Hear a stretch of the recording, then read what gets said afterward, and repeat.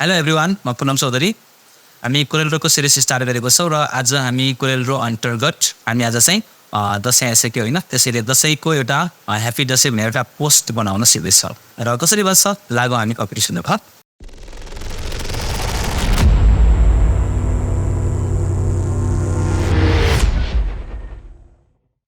okay कम्पिटिसनमा आइसकेको छु र अब चाहिँ म पहिला यो कोरेलड्रो ओपन गरिरहेको छु फटाफट ओके मेरो कोरेलड्रो ओपन भइसकेको छ र म यहाँबाट एउटा न्यू डकुमेन्ट क्रिएट गर्दैछु प्लस बटन र साइज म यहाँबाट राख्दैछु वेट 20 अथवा 10 राखिने छ वेट 10 राखेँ मैले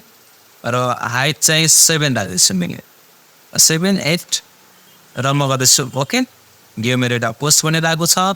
र यसमा म फर्स्टमा एउटा रेक्टेङ्गल लिएर रेक्टेङ्गल ट्रेड गर्छु यहाँबाट यसरी यति एरियामा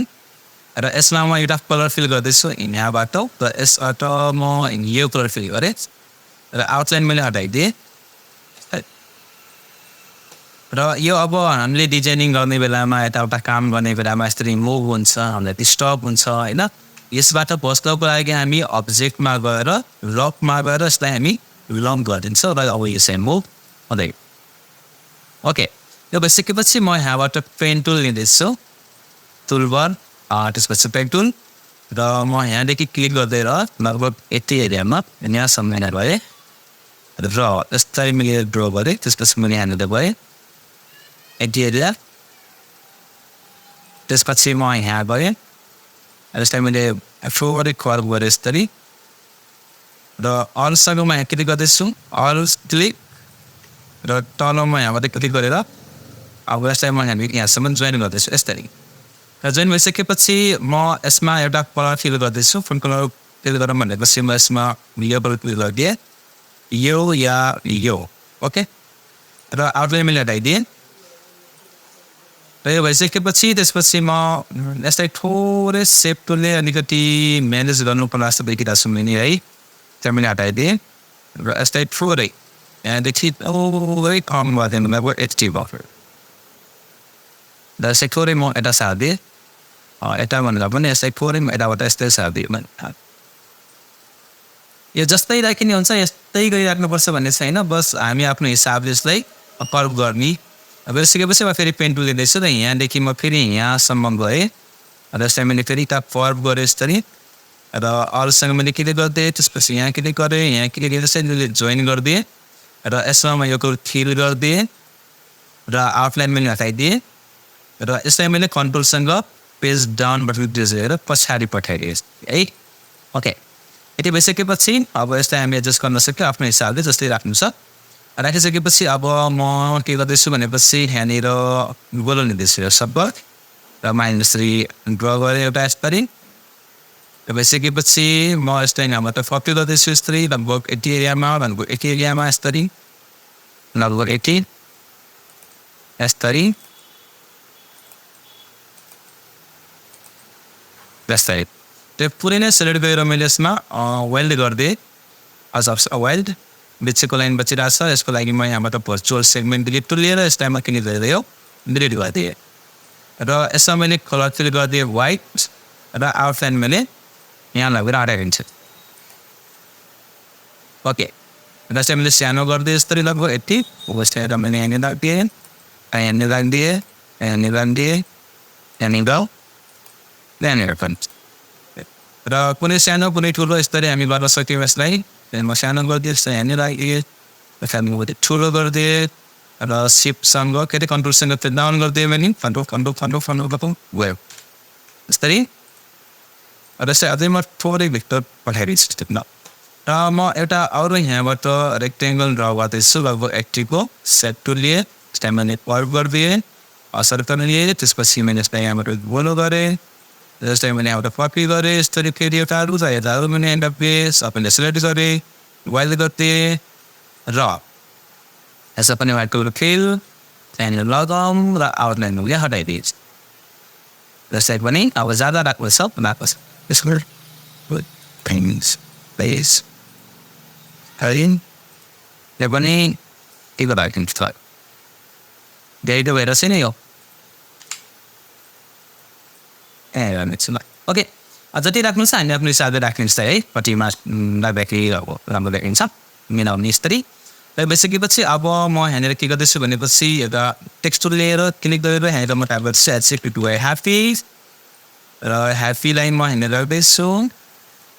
रेड कलर फिल गरिदिएँ लगभग 80 को एरियामा र म यहाँबाट 2 पोइन्ट लाइन लिँदैछु यसरी र यो लाइन म यहाँदेखि यहाँसम्म तान्दैछु यस्तै थोरै माथि आउटलाइनमा यसको अलिकति मोटो गरिदिएँ लगभग 80 को कलर पनि म रेडै गरिदिएँ है यस्तै र यो दुईटालाई सेलेक्ट गरेर म गरिदिन्छु ग्रुप कन्ट्रोल जी एन्ड यो ग्रुप छ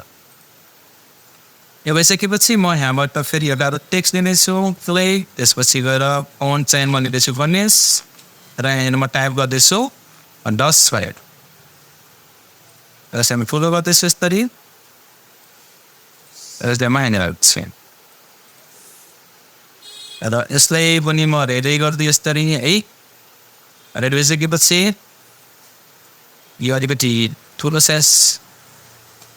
भइसकेपछि म फेरि यहाँबाट पेन टुल लिएँ एउटा यसरी र यहाँ के गर्दैछु र थोरै यहाँबाट किलोमिटर थोरै कर्भ गर्दै यसरी लगभग 80 को र अरूसँग मैले क्लिक गरेँ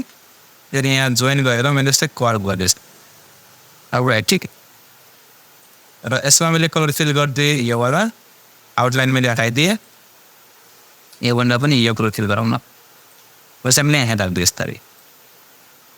क्लिक एन्ड यसको सेन्टर पनि मैले यहाँ राखेँ त्यही रोटेट गर्दै थोरै र यसमा मैले कलर फिल गर्दै योबाट अलिकति खाऊ यही ठिक छ र यसैमा थोरै सानो गर्दैछु लगभग 80 को र यसलाई कन्ट्रोलसँग सिफ्टसँग चाहिँ क्लिक र यसलाई म कन्ट्रोल जीले ग्रुप पनि गरिदिएँ र कन्ट्रोलसँग पेज डाउन गर्दैछु यसको पछाडि पठाइने यस्तै एनएमआर बेस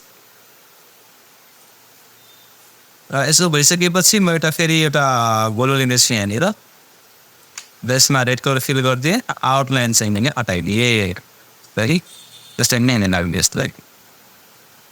लफी अब यसलाई अलिकति ब्लर गरिदिने भयो ब्लर पनि गर्नु सक्यो फ्ल्याट देखिन्छ भने होइन नगए त्यति ठिक छ भने ओके नो प्रब्लम यस्तै राख्नु सक्यो हामी जसै र यो भइसकेपछि यहाँनिर एउटा लोगो राखिदिन्छु मलाई portrait and center for logo यसको लागि म कन्ट्रोल आई गरेर सर्टकट कि इम्पोर्ट एन्ड लोगोमा र यहाँनिर लोगो छ यसलाई मैले इम्पोर्ट गरिदिएँ ओहो कलर अस्ति उस्तै भयो है यो अलिकति रिडेबल भएर ओके यो हामी ख्याल गरौँ है भइसकेपछि यहाँनिर चाहिँ एउटा म के गर्दैछु भनेपछि गएँ म गुगलमा गइसकेपछि यहाँनिर टाइप गर्दैछु म YRUNNING running with kite BNSCF black and white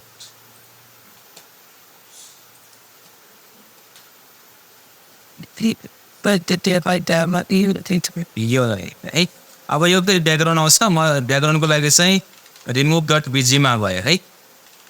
remove dot busy यसमा आइसकेपछि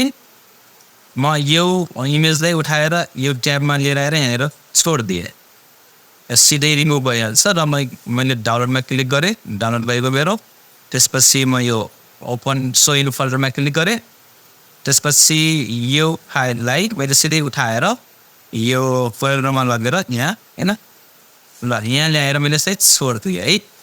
र अब यसै अब हामी आफ्नो हिसाबले कतिमा राख्दाखेरि ठिक्क हुन्छ राखेर यहाँनिर राखिदिन्छ यस्तै यसैमा थोरै रोटेट गर्दैछु लगभग 80 को चाहिँ मैले यहाँनिर राखिदिएँ ओके र यो भइसकेपछि थोरै यहाँनिर एउटा के राखिङ भनेपछि बर्ड्स प्लाइन अथवा प्लाइन होइन ल बर्ड्स प्लाइन ब्ल्याक एन्ड व्हाइटमा चाहियो पनि है यहाँबाट म लिँदैछु भनेपछि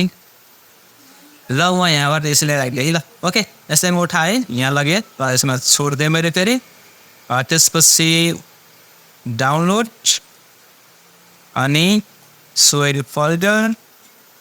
क्लिक एन्ड फोल्डरमा लगेर ओपन एन्ड छोडिदिनु जस्तै यहाँनिर लाइन जस्तै कति सानो गरिदिउँ मैले जस्तै के छ है र यहाँनिर पिङ पनि राखिदिउँ एउटा है र पिङ के लेख्दाखेरि पिङ आउँछ होला पिङ यो के पिङ यस्तो पिङ DSSCIN Dashain ping black and white light अब यो जुन राखिने हुन्छ ल यसरी भयो भने यसको पनि ब्याकग्राउन्ड मैले यहाँबाट हटाइदिएँ त्यसपछि डाउनलोड गरेँ र यसलाई ओपन गरेर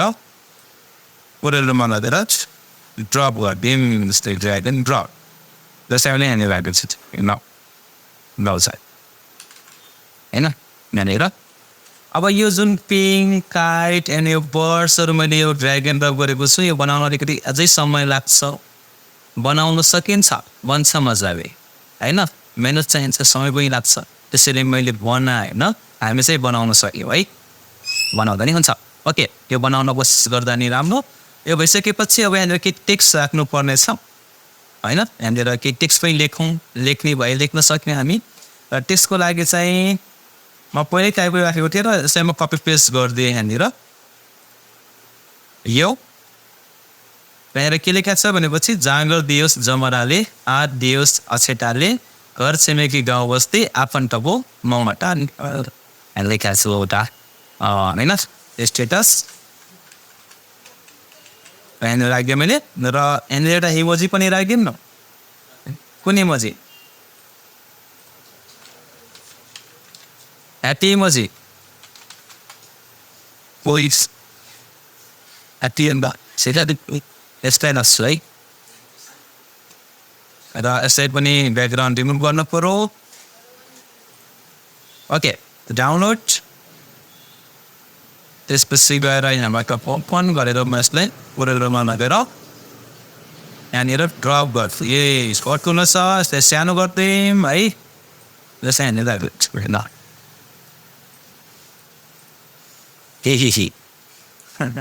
होइन यसरी हामी एउटा सिम्पल पोस्ट डिजाइन गर्न सक्छौँ कोरेलमा ह्याप्पी दसैँ पोस्ट सिम्पल एकदम होइन ओके यही छ हाम्रो आज काम यो बनाउने पोस्ट गर्ने okay keep watching keep practice thank you